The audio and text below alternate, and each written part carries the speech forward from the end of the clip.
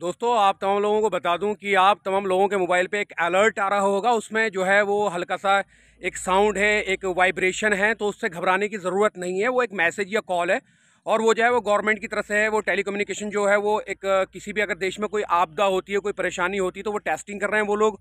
और वो इसलिए कर रहे हैं कि अगर किसी को भी एक साथ अगर मैसेज भेजा जाए तो उनके नंबर्स पे जितने भी लोग अपने मोबाइल का और सिम का इस्तेमाल करते हैं, उनके पास अगर कोई मैसेज एक साथ कन्वे किया जाए तो वो मैसेज तमाम लोगों तक पहुंच जाए। तो ये एक ट्रायल चल रहा है, तो इससे पैनिक होने की ज़रूरत नहीं है, इससे किसी तरह की घबराने की ज़रूरत नहीं है। अगर आपके पास इस तरह की कॉल या नोटिफिकेशन आ रही है और आपका मोबाइल बहुत ज़्यादा वाइब्रेट कर रहा है और उस पर एक अलग ही डिफरेंट काइंड ऑफ साउंड आ रहा है, तो आप उसको इग्नोर कर सकते हैं और वो जो ओके लिखा हुआ आता है उसे ओके करके उसे कैंसिल कर सकते हैं। इतना कोई सोचने की बात नहीं, उससे घबराए नहीं।